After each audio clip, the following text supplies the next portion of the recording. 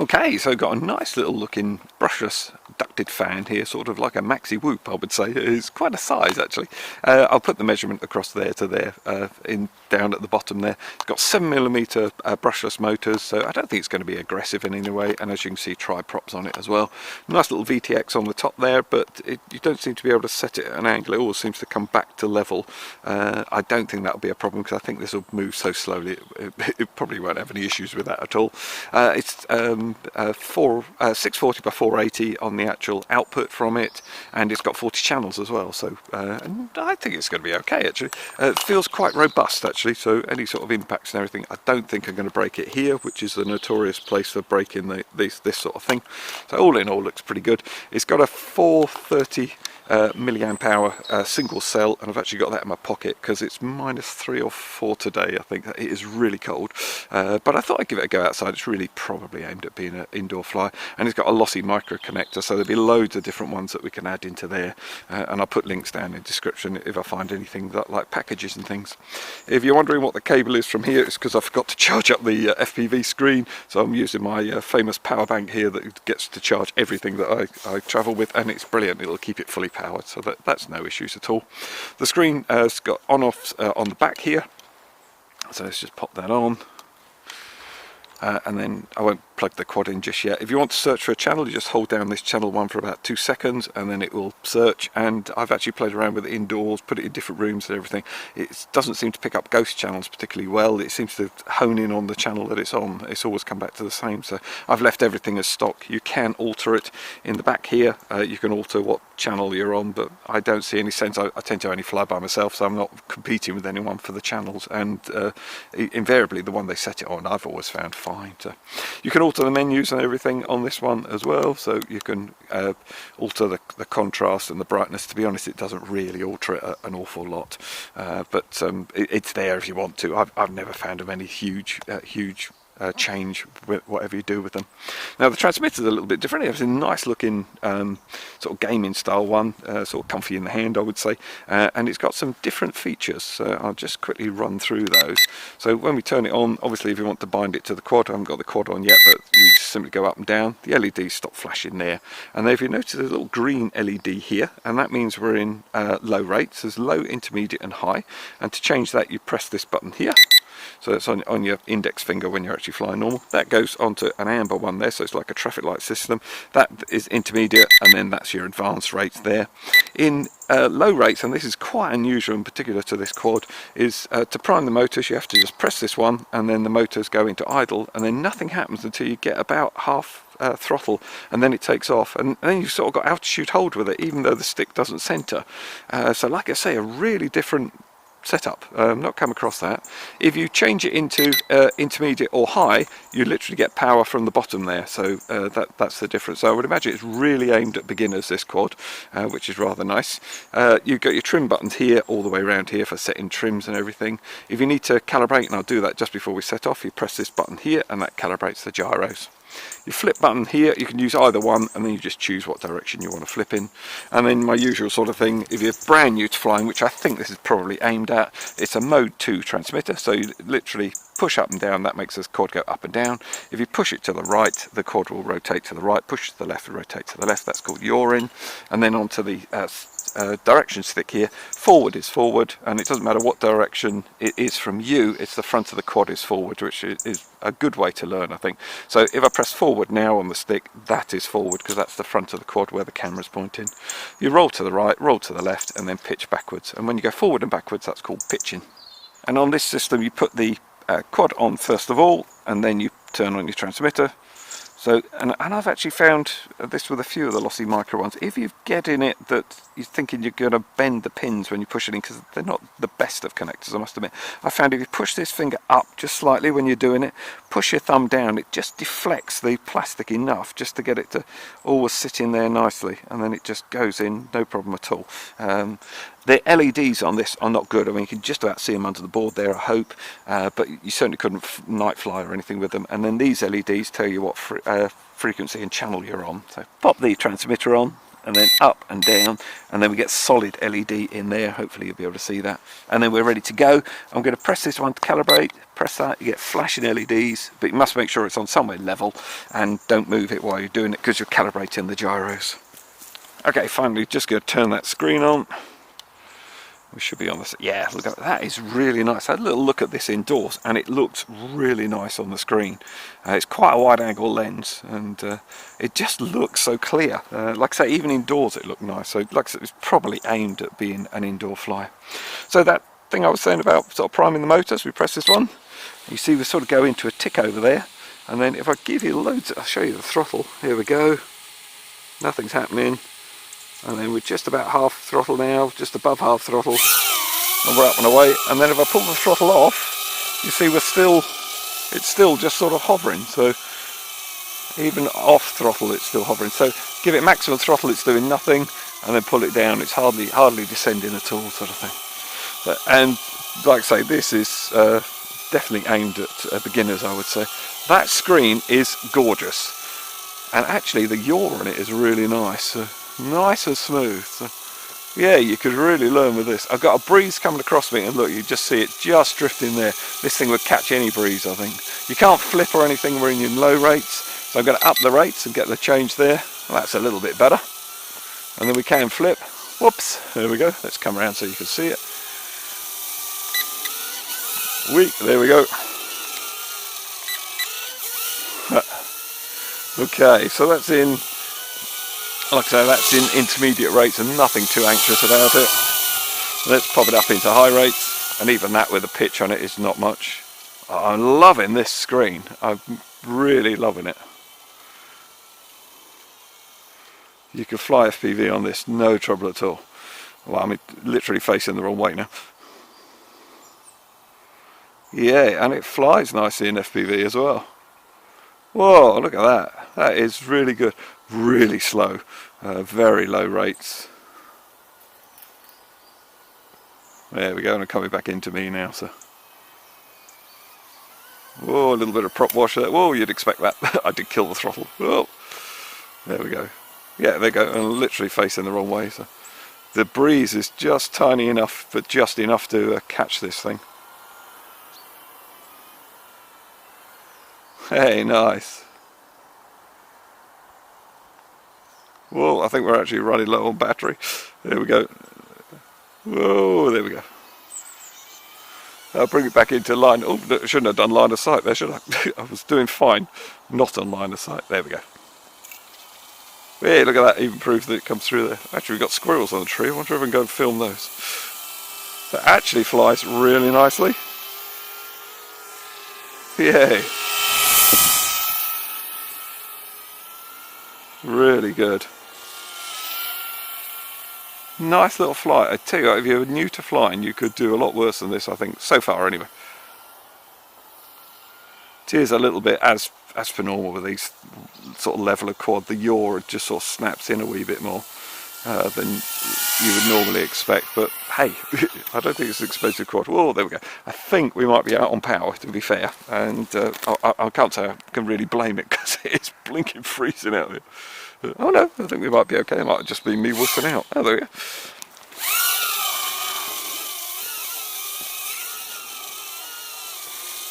Yeah, so there we go.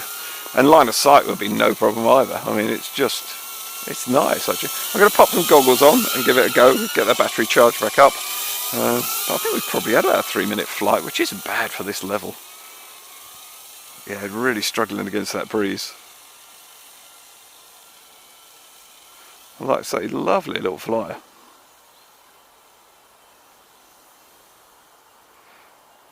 Whoa, I'm trying to give that throttle, it's doing nothing. I think we definitely, yeah, oh no, we definitely had it with the power. And it's certainly not an aggressive quad by any means. Yeah, and it struggles to recover. I mean, what would you expect? That is pretty good though, for a beginner one.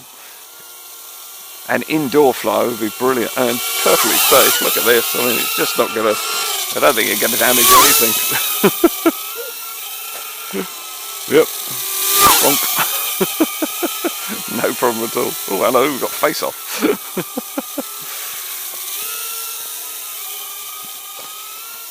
Yeah, pretty good. Like I said, keep my head down doing it on the FPV. It's flying no problem. Do have to keep it a lot of throttle on it. I'm amazed how long it's flown for, because like I said, this is really cold. Very good indeed. And it has got a little bit of a rattle to it, but like I say, for what it is. But I'm quite looking forward to getting the goggles on it, see how we get on. I'm trying to run this battery out. It really doesn't want to go, does it? So I'm giving it loads of throttle. It doesn't. It's not aggressive on climb. Descent it obviously will, because you can literally kill the throttle. Ah, we're gone now, I think.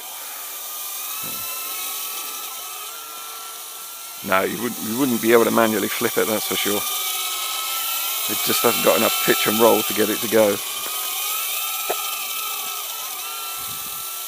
I still can't believe we haven't got any flashing LEDs. Ah, now we're going. We've got to be going, surely. My Typhoon H to fly for this long. There we go, finally gone. That was actually good fun. Oh, you'd never have got that from me, would you? There we go. So let's get that battery on charge. I'll get back out with a pair of goggles and let's see how we get on, shall we? Okay, so quick FPV one. I'm going to start it in intermediate rates because I think that's going to be easier, and just going to see how my goggles get on. Oh no, we're fine. I just wondered whether they'd steam up because it's a lot warmer indoors than it is out. I think we've come up to -2 now, so hey, amazing. That's on full pitch in intermediate, that's in high rate, so it is not an anxious flyer by any means.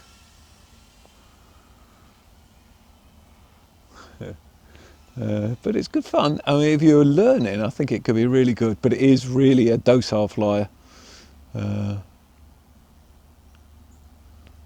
you'd be great indoors, absolutely no problem at all. I wonder whether there was a squirrel up on the feeder when I came out. And if there was, I might be able to film him. Oh. No, probably not. That's the feeders there anyway. Oh well, there we go.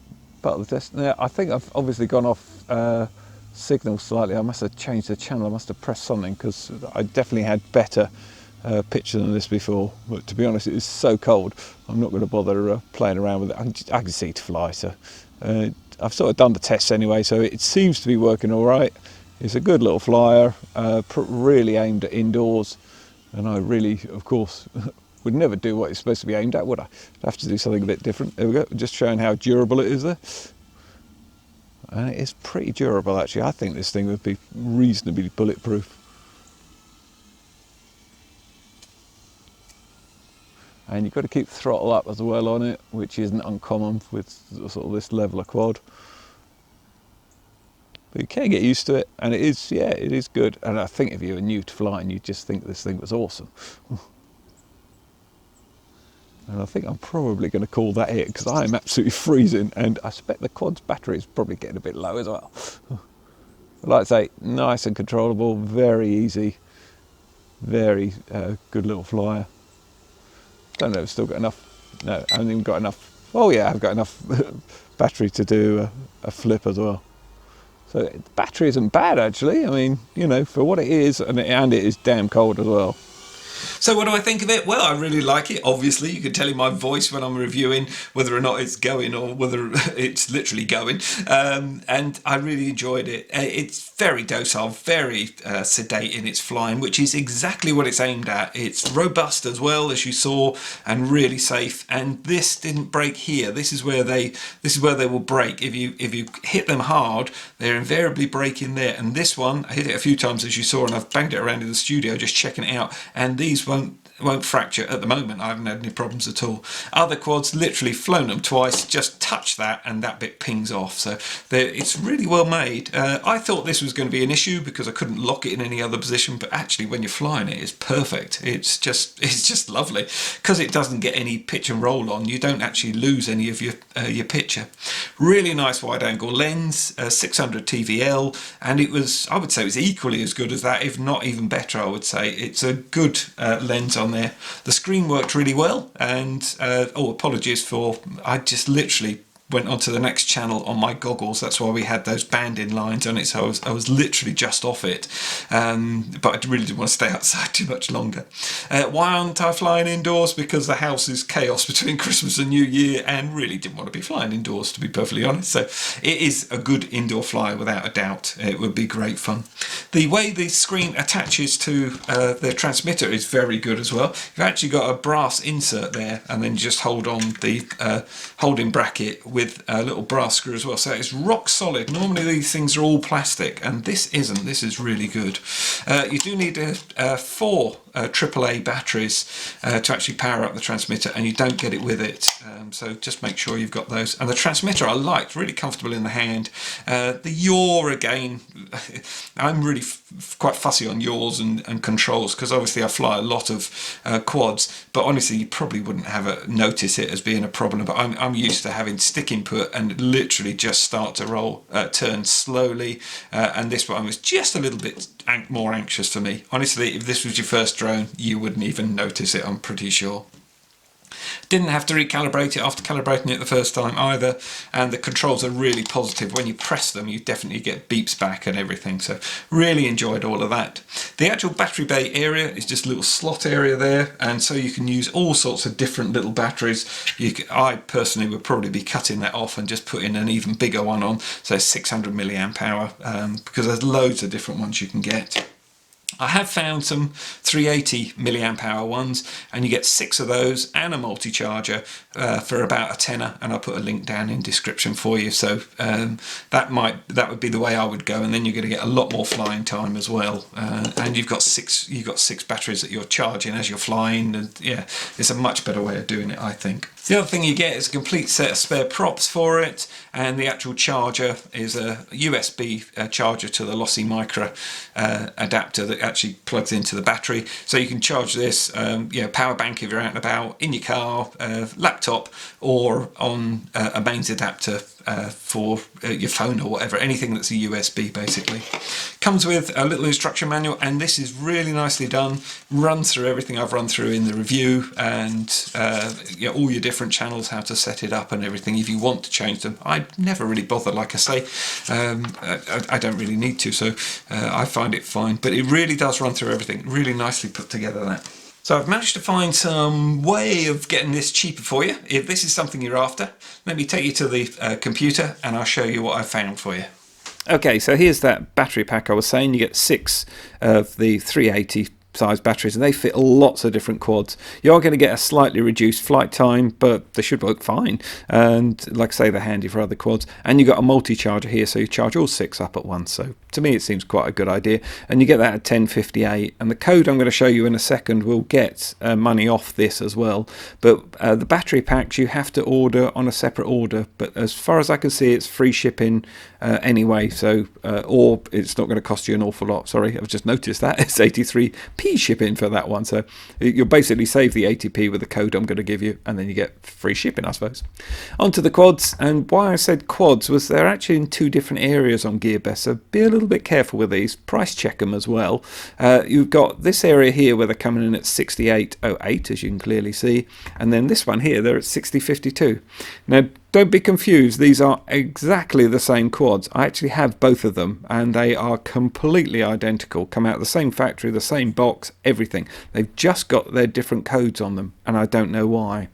But what I'm going to show you is get this even cheaper. So we've got free shipping on this one, and it's £60.52. So I'm going to pop that in the basket. Go and have a look at the basket. And then if I enter a code down here, which I'll put down the bottom as well for you, which is RC 18% off, and then apply that before we actually take it through to buy it. That now brings that down to £50, well, $49.62. So with that and the battery pack as well, you're actually getting it for cheaper than actually just buying the quad if you buy it without the codes and everything. So I'm happy to share the codes. Anything I can find to put on the channel for people who are subscribing to me, I will do every single time, because you guys support me and I'm enjoying this community. It's absolutely great. And the more stuff everyone's buying off GearBest and the other companies I use, I won't mention them on a GearBest review, but the other companies that send me stuff, the more giveaways I can do. So to me, this all seems to be working pretty well. So let's carry on through for 2018, make that a really good year that everyone's in the air. So, hope you've enjoyed the review. I've really enjoyed making it for you, and see you at the next one.